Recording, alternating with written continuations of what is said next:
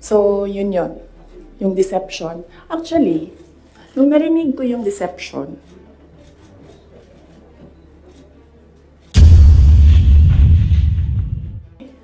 for the love of God, presidente ka na. Importante pa ba yung nararamdaman mo?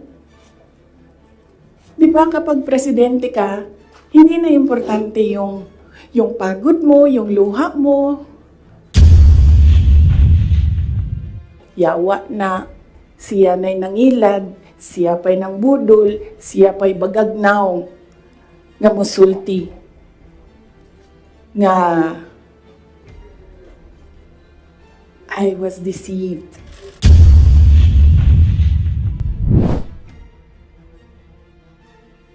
Antayin muna natin yung next House hearing. Kasi kulang pa yung mga sinasabi doon for me to answer. So, antayin muna natin yung House hearing before we talk about the House probe. And then sa Quad Committee, hindi pa naman nila nasasali yung pangalan ko doon. But I heard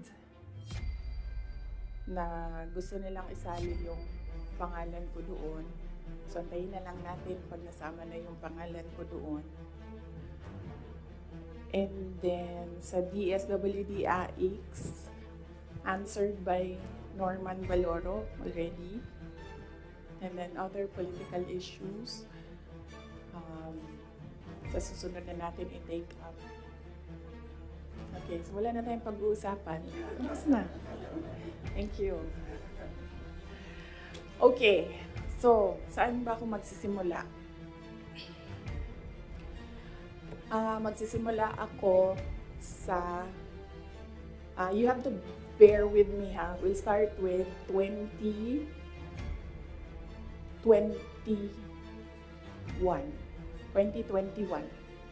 Doon tayo magsisimula sa 2021. So, doon muna tayo kay PRD. Then, mag-move tayo kay BBM. And then, we'll move to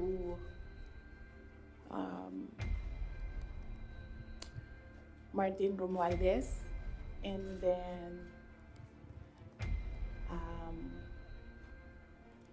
merong isang person of that triangle, hindi muna natin siya i-mention because I'm waiting for more information coming out doon sa House probe bago ko i-mention yung pangalan niya.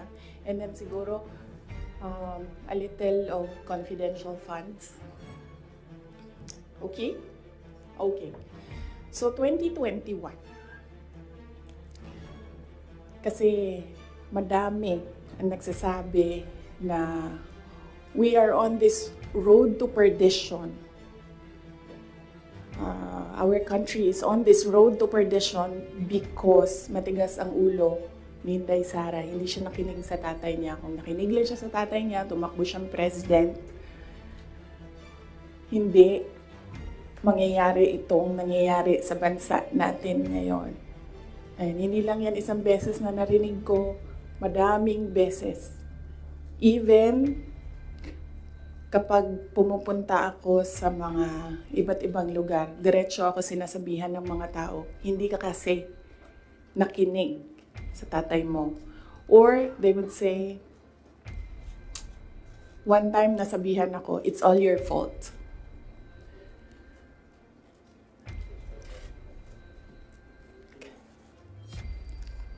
Alam nyo, kasi I don't like talking about my life. I don't like talking about my feelings. I only want to talk about my work. Kaya hindi ako nagsasalita. Pero ganito yung nangyari. PRD never ever asked me to run for president. Yan yung totoo.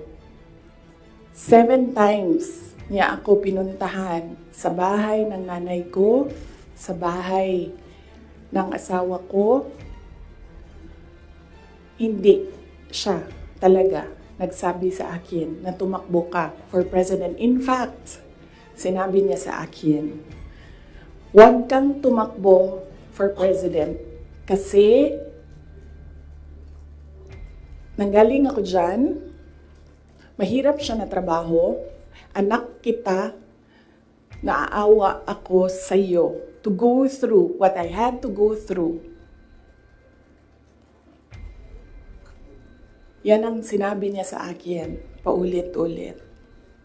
And sino ang witness ko to say na totoo ang sinasabi ko? Yung nanay ko. Because sa 7 discussions na yon, nandoon ang nanay ko parati. Nakaupo, nakikinig, hindi nagsasalita. There was only one time, one discussion na nagsalita yung nanay ko. Nilagay ko yung nanay ko doon para makinig siya sa aming dalawa ni PRD. So, on the hindsight, maybe ginamitan ako ng reverse psychology ni PRD, hindi ko alam. Siya lang ang nakakaalam kung bakit paulit-ulit niya sinabi sa akin, huwag ka tumakbo for president. Kung magkakaroon kayo ng pagkakataon na tanungin ninyo siya bakit. Another proof na hindi ako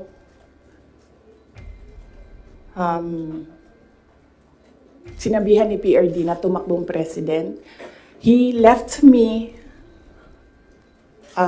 document, 2 papers in a folder. Unfortunately, naiwan ko sa bahay namin ngayon. Dala ko siya dito sa Manila para ipakita sa inyo, pero naiwan ko siya sa bahay. Ang nakalagay doon, so maybe the next time na magkita-kita tayo lahat, dalhin ko siya.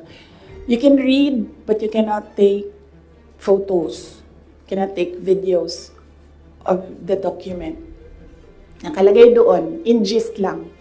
Sa left side, nagsasabi siya doon, hindi si PRD. Hindi si PRD ang sumulat nun, ibang tao.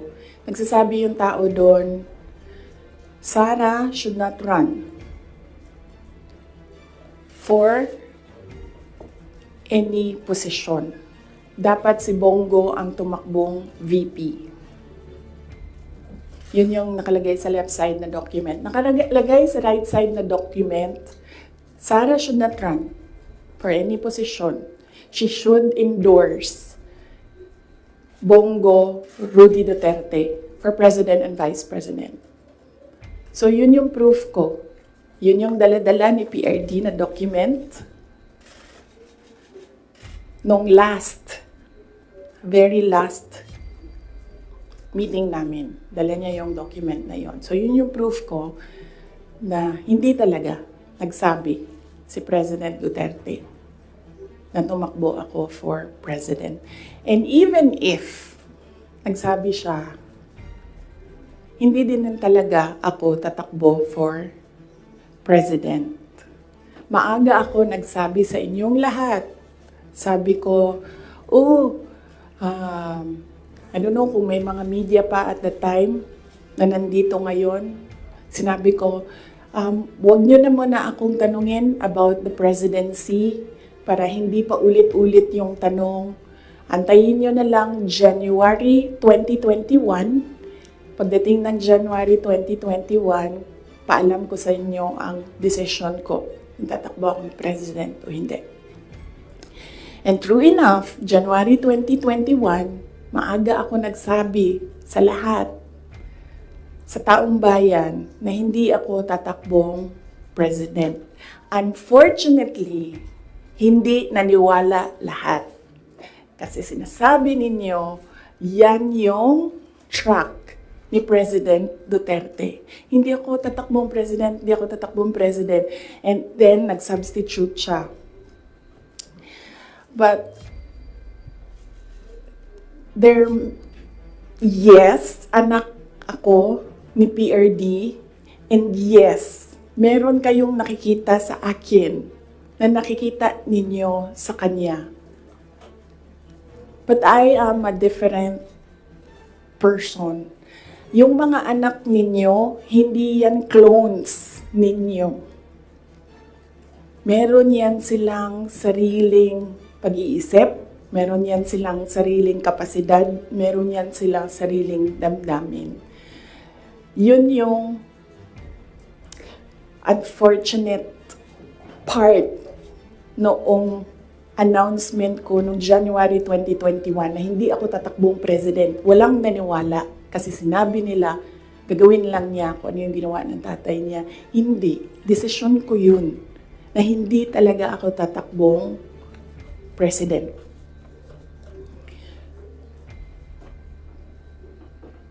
Because at that time, ang gusto ko at pangarap ng lahat siguro na mayors, maka 3 consecutive terms ka as mayor. Okay. So, klaro na yon. May questions doon? Yes, ma'am. Sino po nagsabi sa inyo? Mike. Sino po yung nagsulat doon sa folder?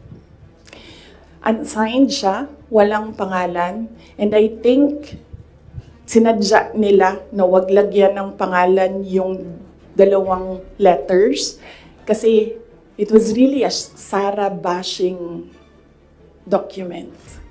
It did not say anything nice about me.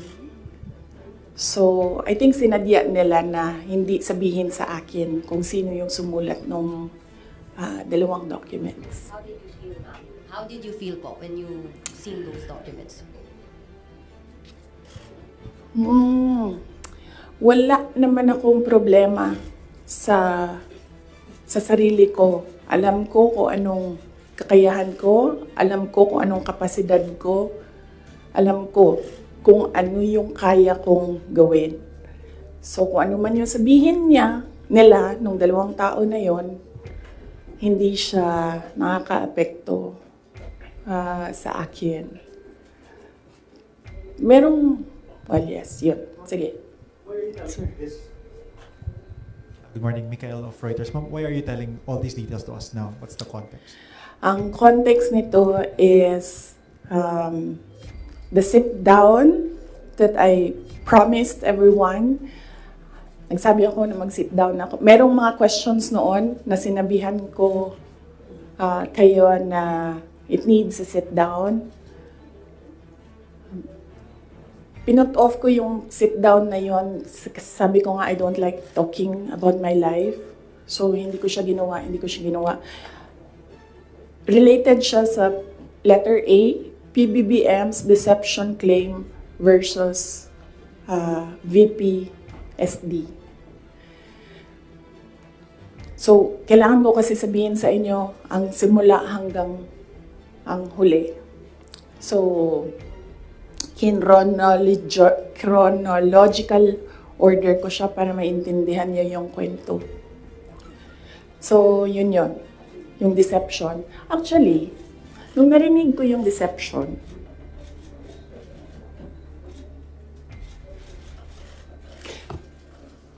naisip ko pa, hindi ko na siya sasagutin. Kasi, for the love of God, presidente ka na. Importante pa ba yung nararamdaman mo? Di ba kapag presidente ka, hindi na importante yung pagod mo, yung luha mo, yung fatigue mo, yung stress mo. Hindi na siya importante. Because when you are president, importante dyan yung nararamdaman ng taong bayan. Yung bansa. Yun yung naisip ko when I heard it na parang talagang may panahon ka mag-isip about deception ng isang babae dyan. Ang dami mong oras. Hindi ba dapat iniisip mo na yung mga taong gutom? Yung presyo ng gasolina? Yung darating na Christmas, kung sino yung maka-afford ng spaghetti, ng mango float, ng mga importante sa Noche Buena, ng mga bahay-bahay. Di ba yun yung... So may panahon ka talaga na mag-isip na, oh, this girl. So, inisip ko, hindi ko nasasagutin. Sandali lang hindi ako nagko-cocaine. Pero sa sobrang lamig niya, na yung sipon, sir, mangiyak tissue.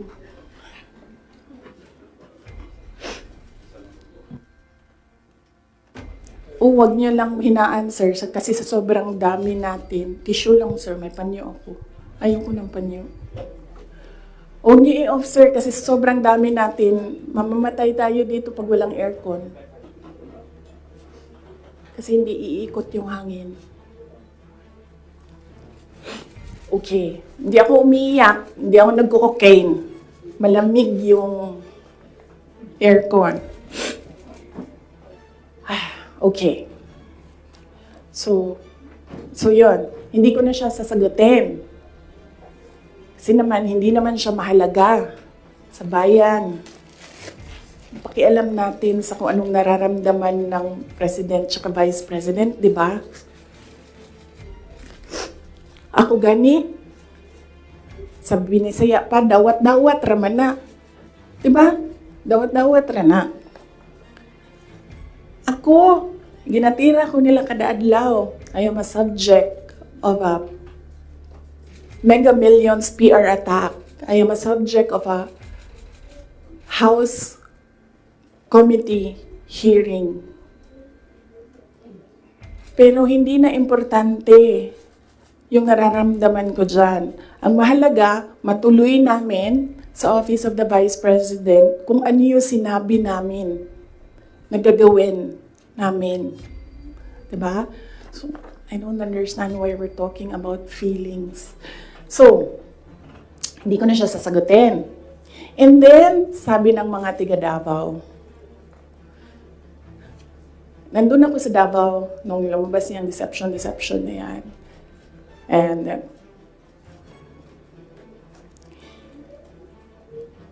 iba-iba na yung reaction ng mga tiga Davao.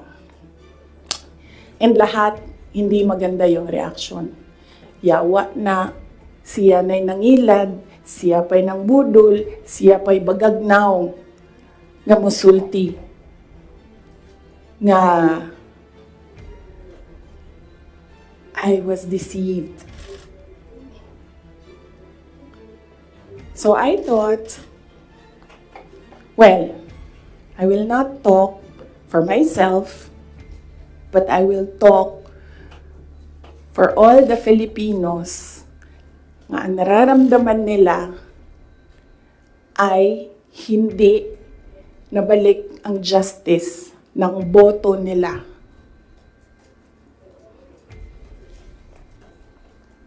So yan yung context. Ang haba ng context. Okay? So nasaan ako?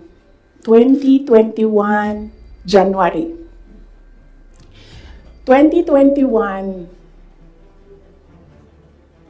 October, filing. Kita ninyo ako nag-file ng mayor.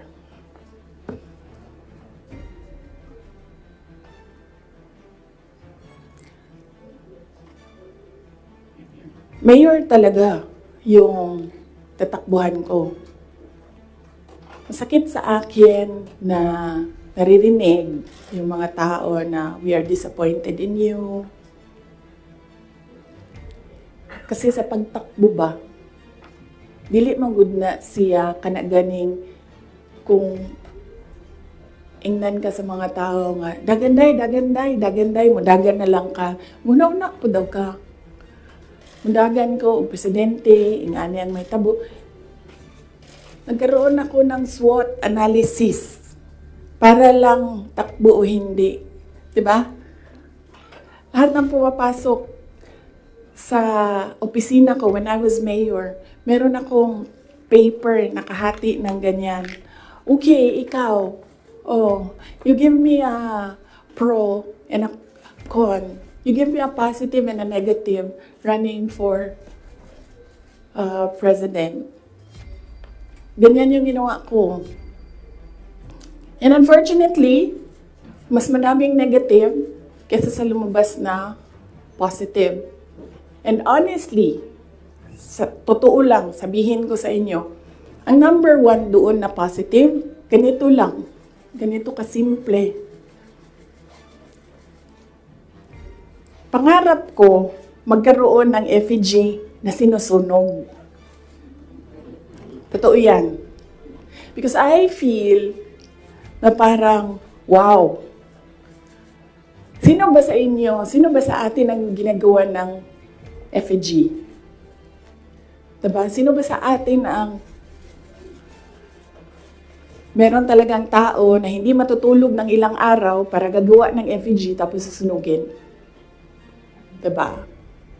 So naisip ko, oh, when I become president, meron akong effigy.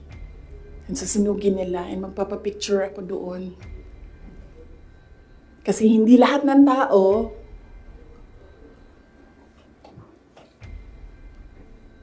merong ganon sa buhay nila. And then another positive was, mapupuntahan ko na lahat ng sulok ng Pilipinas. Makikilala ko na lahat ng mga tao, mga kababayan ko sa Pilipinas. Mapupuntahan ko lahat ng mga bansa na madaming Pilipino na nagtatrabaho doon, na tumutulong sa ekonomiya natin dito sa bansa. One of those positive things na nalista doon, na nasabi ko, kung makapunta ako doon sa kanilang lugar, baka naman ma-inspire sila na gawin kung ano yung ginagawa sa Davao City. At the time, bago ako bumaba for mayor, Davao City, nabayaran namin yung utang ng Davao City. 0 ang utang ng Davao City. Number 4 kami sa competitiveness across the country among all HUCs. Number 8 kami sa pinakamayaman na syudad. Insurgency-free kami. Ang dami naming awards. If I remember the number right, 117 awards ang 2016 namin until 2022 ang mga recognition namin sa lahat ng ginawa namin sa Davao. Hindi na nila kami matalo sa most child-friendly city in the Philippines. Nag-Hall of Fame na kami sa Davao. So naisip ko, baka naman, kung mapuntahan ko yung ibang lugar, may isip nila na, pwede yan dito sa amin. That will improve the quality of life of our kababayans. So anyway, sana ako?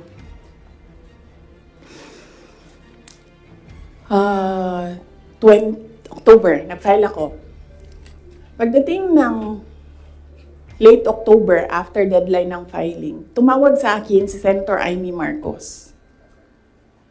Sabi niya sa akin, pwede ka ba tumakbong Vice President? Sabi ko sa kanya, alam mo, hindi ko pa narinig ever na sinabi sa akin na tumakbo akong Vice President.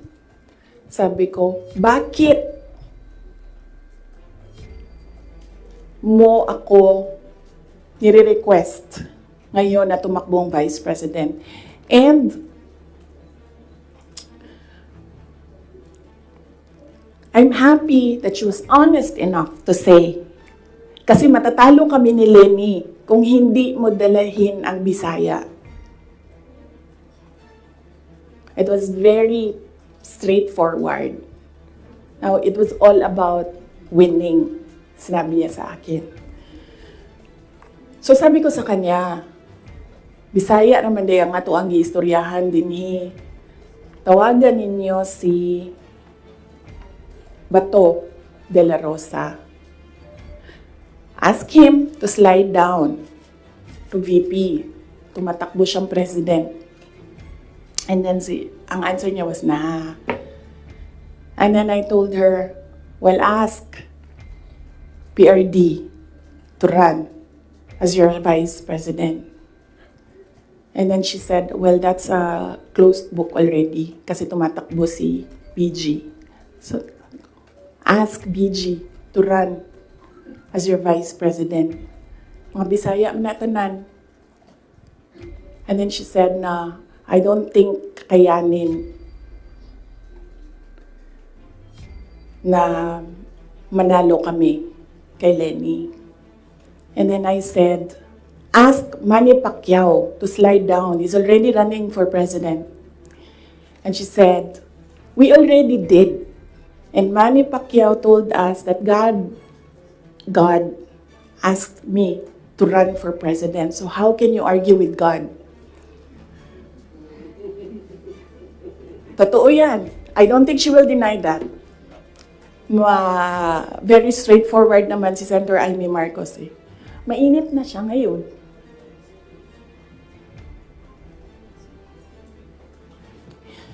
So, I said, sabi ko, it's never been talked about. I need to talk to my family and I need to see kung mananalo ba ako for vice president. Because I've never seen my numbers as vice president. And then she said, okay, let's talk about it. And then, early November, nandun ako sa Cebu. Pumunta ako sa Cebu, nakita niyo yun, di ba? For an event. And, nandoon din sila. Hindi ko alam kung bakit sila. When I say sila, si BBM tsaka si Senator Amy. And nag-request sila ng pag-uusap din. So sabi ko, okay, mag-usap tayo. Nagkita kami sa bahay ni Martin Romualdez. Kasi gusto umeksena ni Martin Romualdez, gawa siya ng party-party ko noon na birthday. And then pag-upo ko doon sa, I think you see the pictures. Umupo ako sa couch, nasa tabi ko si BBM. Sinabihan ko siya, huwag ka maniwala sa kanila. Huwag ka maniwala sa mga taong nagsasabi sa iyo na tatakbo akong president. Hindi ako tatakbong president, sinabi ko na yan. So sabi niya, yes, I know. Sinabi mo na rin yan noong pumunta kami during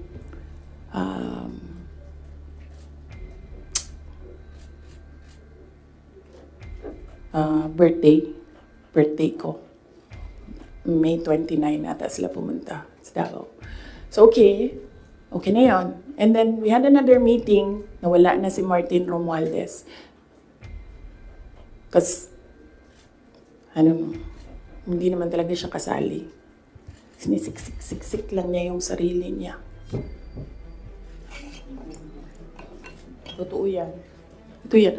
Papunta tayo kay Martin mamaya. Gusto niyo? Tawag sa kanya ng mga kasamahan niya doon sa house, Tambi!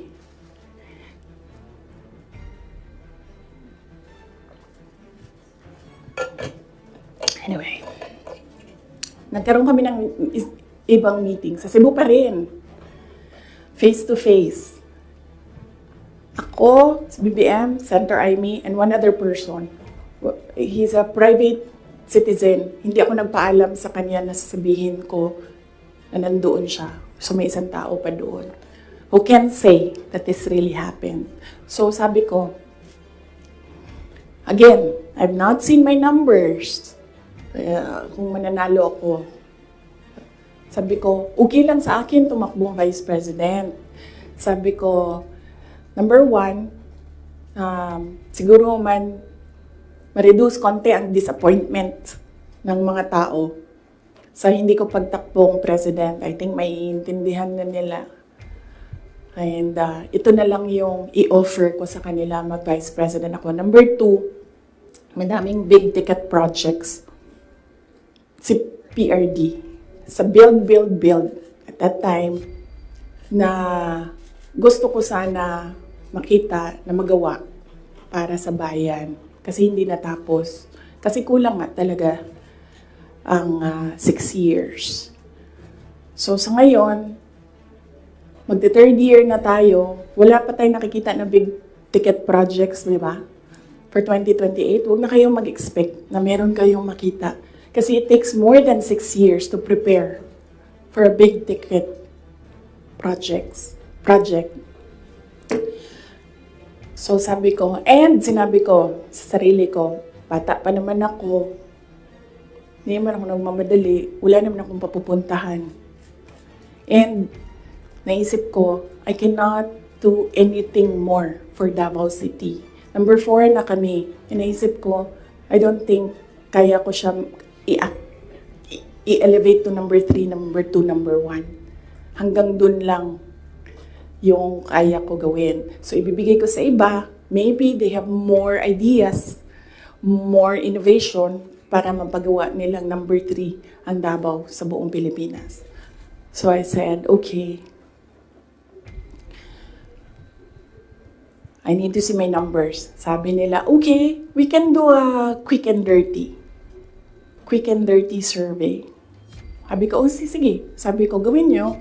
And then you come back to me kung ano ang mangyayari. So, nagpagawa sila, and then tinawag nila ako. Sabi nung nag-survey, ito yung survey, okay naman, sabi nung nag-survey, wag lang kayong maghiwalay, mananalo kayong dalawa. Ito yun. Hindi pwede mag-picture, pero pwede ko ipakita sa inyo mamaya. Kinoveran lang namin yung mga private citizens dito sa photo na ito. Ito, pinresent yung survey. May cover lang yung mga tao na private citizens. Ang nandito, Senator Amy, Governor Claude Bautista, Congressman Claude Bautista, former Mayor Luigi Quisumbing, Attorney Vic Rodriguez, Inday Sara, the infamous Vice President BBM Sandro Marcos. Pwede nyo tingnan mamaya. Bawal magpicture ha. Okay. So sabi ko, okay, balikan ko kayo, kausapin ko pamilya ko. Kinausap ko, mama ko. Kinausap ko yung dalawa kong kapatid, si Paulo at si Baste. Umupo kaming 4. Sabi ko, takbo akong Vice President, ito yung mga rason. Sabihin niyo sa akin, bakit hindi ako tumakbong Vice President? Wala man sila sinabi. Ang sinabi lang ng mga kapatid ko, anong matulong namin sa iyo. And then sabi ng nanay ko, okay, sige. And then, sumulat ako ng letter. In-address ko kay PRD. Sinabihan ko yung kapatid ko, si Baste. Kinausap ko siya. Sabi ko sa kanya, kaya mo ba ang gawing number 3 itong Davao City? Kaya mo bang saluhin? Kasi kung hindi mo gusto, di mo pa kaya, hindi ako tatakbong Vice President. Sabi ng kapatid ko, kaya ko, gagawin namin. Okay, tumakbo kang Vice President. So sabi ko sa kanya, okay, we're okay with you. Pakidala nitong sulat kay PRD. Sabi no, baste, ginanon doon ni PRD, and then ginanon niya. And then he said na, wala na akong masasabi. Diyan. So,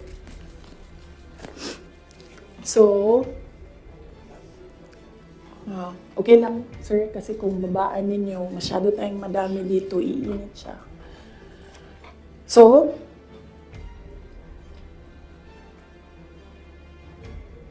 tumakbo ko ang Vice President, alam na natin lahat yon. Ginawa ko yung kampanya, alam na natin lahat yon. Okay, so, no, hindi ko sinuway, hindi matigas ang ulo ko, hindi totoo na pinatakbo akong president ni President Duterte. In fact, every time makita niya ako ngayon, sinasabihan niya ako, huwag ka tumakbong president. Sabi niya, yung dinadaanan mo ngayon, wala iyan. Kung ikaw ay president, mas mahirap pa. Sabi niya, mahawa lang ako sa'yo. May heart pala siya. So, klaro na yan. Hindi ko kasalanan that we are on this road to hell. Hindi ko kasalanan kung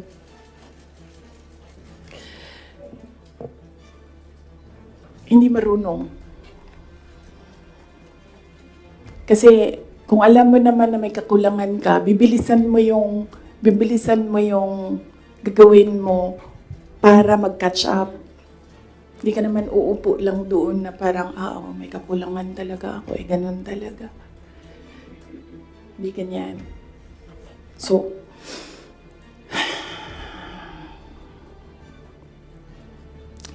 that's that.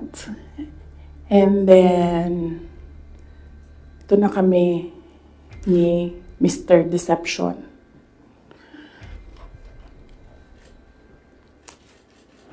Sabi ko sa kanya, dalawa lang.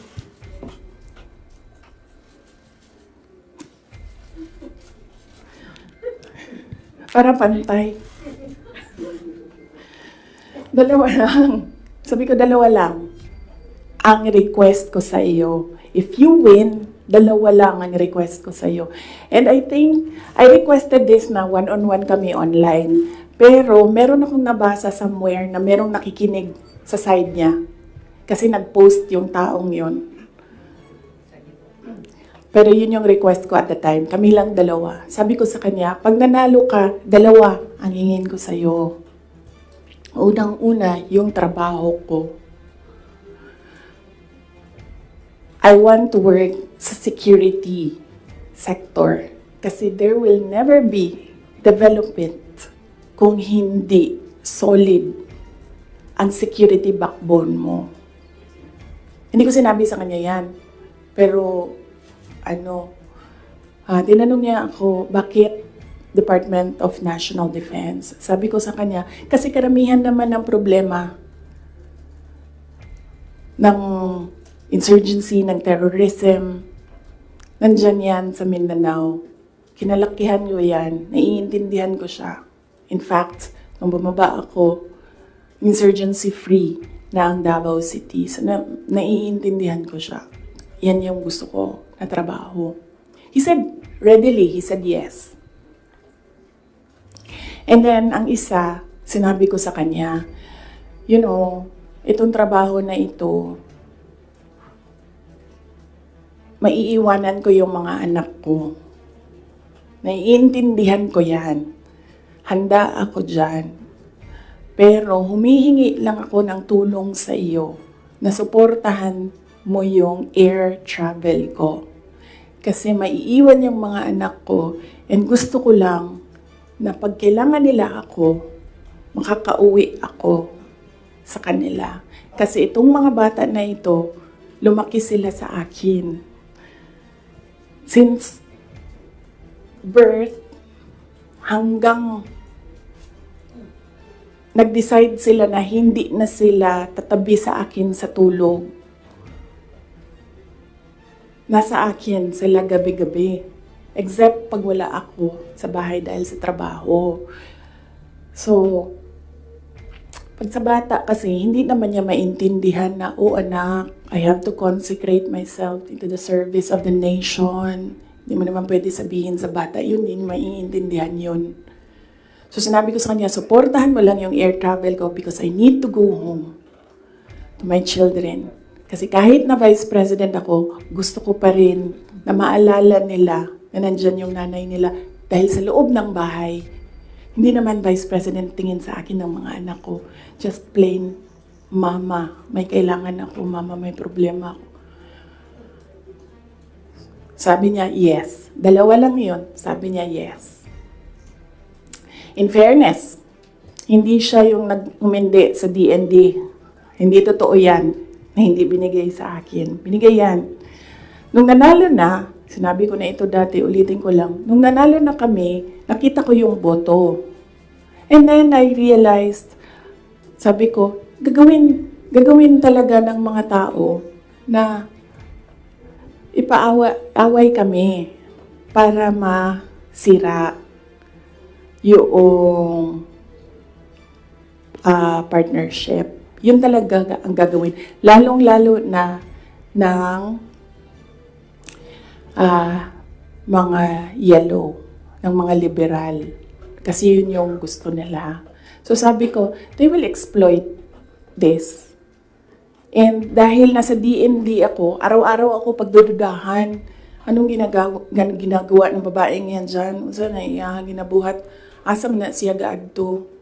Planning ako dita.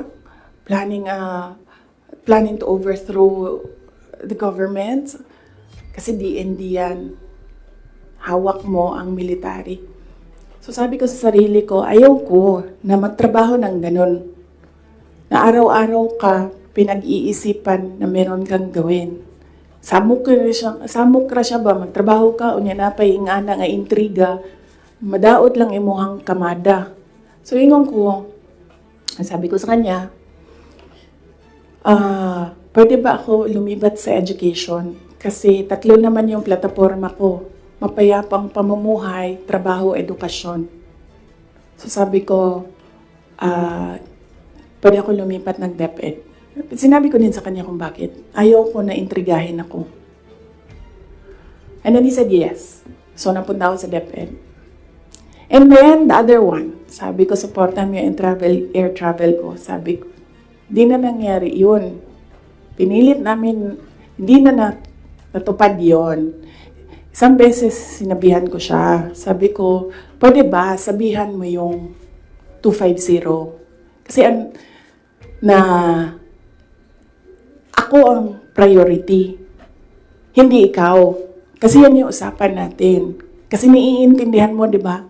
Na meron akong maliliit na anak. Tapos sinabi siya, do I have to tell them? Na semi-British accent.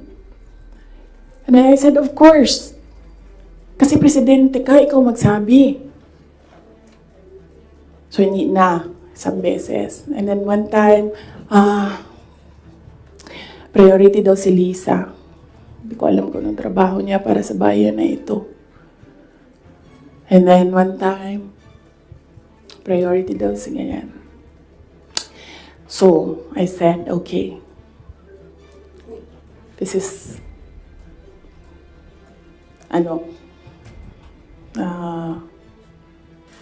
some form of insincerity. Okay, wala naman problema yan. Maliit na bagay lang yan kasi akin. Problema ko lang naman yan, di man yan problema ng bayan. Problema ba ng bayan, paano ako babiyahe?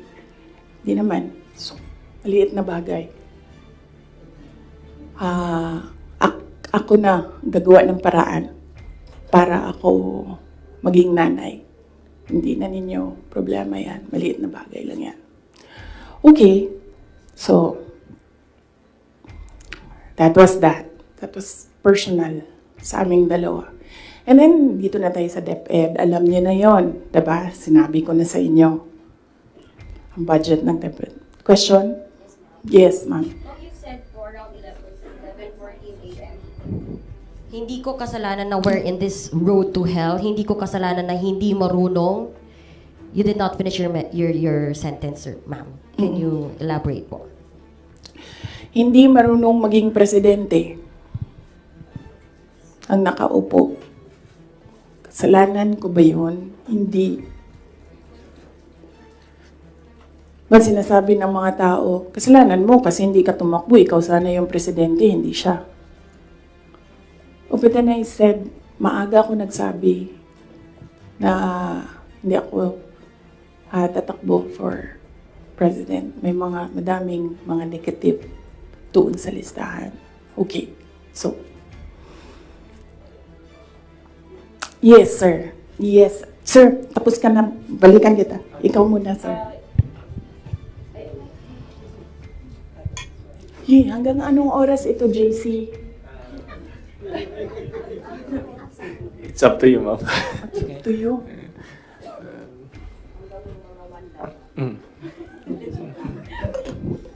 Okay. Madam VP, with all this revelation that, ayun nga, meron kayong mga request kay President Bongbong Marcos in case he wins, which is he won.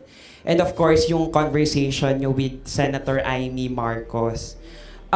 Ngayon ba, do you regret teaming up with President Ferdinand Marcos during the 2022 elections? Alam mo, inisip ko yan. Naisip ko na yan. And then naisip ko kasi, ganito. Sila yung tumatakbo, diba?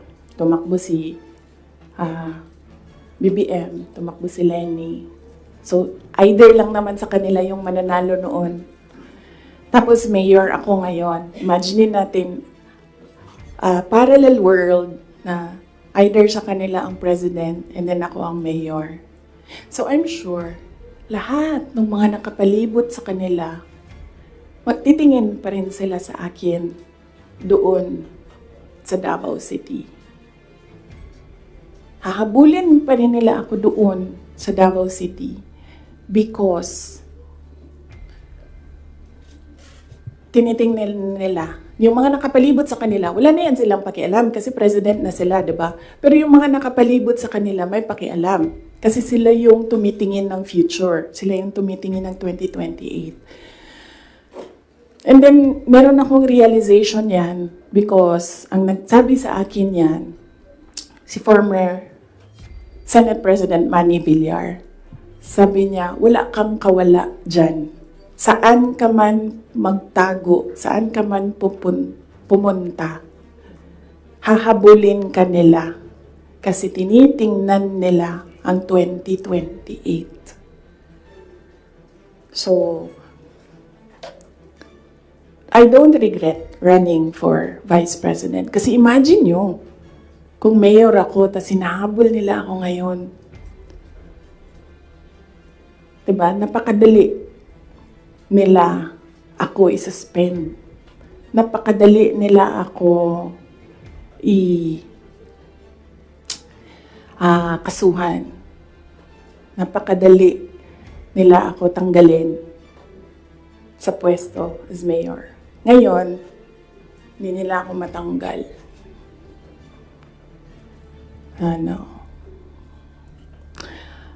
They can drag me to hell. Pagdating nila dun, ako pa rin yung presidente ng impyerno.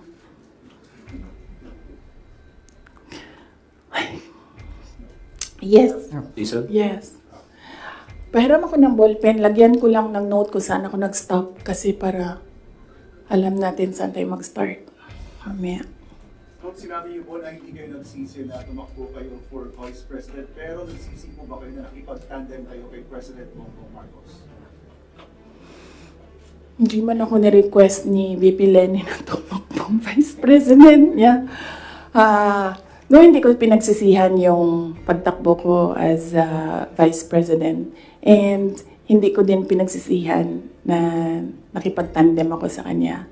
I'm sure merong rason ang Diyos kung bakit ako nilagay dito sa upuan na ito, sa ilalim ng seal na yan. Para rin siguro sa kanya, para kay BBM, or para sa bayan, hindi ko alam kung anong rason ng Diyos. Sometimes, or all the time, hindi natin nakikita ang rason ng Diyos. Nakukonect na lang natin siya kapag meron ng ibang nangyari sa buhay natin. Siguro, yun yung rason. Para, ganito, gawin ko, bullshitin ko sila ng bullshitin. Bullshit kayong lahat. Drag me to hell. Sorry Mark. sila muna ha, kasi hindi pa sila nakatanong. Ma'am, Mark Makalalad. good morning, Super General. VP. Since wala po kayong intention to run for Vice President from the very beginning, can we say na napilitan ba talaga kayo, and without yung call ni Senator Amy, masasabi nyo ba na nagamit lang kayo para lang manalo si President Bongbong Marcos sa pagkapangulo? Napilitan, hindi. Very rational yung decision making ko sa pagtakbo as Vice President. Sinabi ko kanina. Ganon din ginawa ko. Nilista ko yung positive, nilista ko yung negative. Nandun yung positive, sinabihan ko yung pamilya ko. Tell me the negatives. So, ano yung isang tanong? Nagamit. Yes. Clear naman yun. Tinanong ko, bakit ako? And then she said, matatalo kami ni Lenny kung di mo dalhon ang mga Bisaya. Kaya nagbigay ako ng options. Bisaya tanan. Dolorosa, Bongo, Manny Pacquiao. And then she said na hindi kakayanin. Except for Manny Pacquiao, hindi naman siya nagsabi na hindi kakayanin. Ang sinabi lang niya, nag-refuse si Senator Manny Pacquiao. So, of course, ginamit nila ako para manalo sila. Obvious naman yun. Gusto niyo makita yung survey? Hindi ko siya dala. Pero next time dalhin ko, and then pwede kayo tumingin pero hindi kayo pwede magpicture.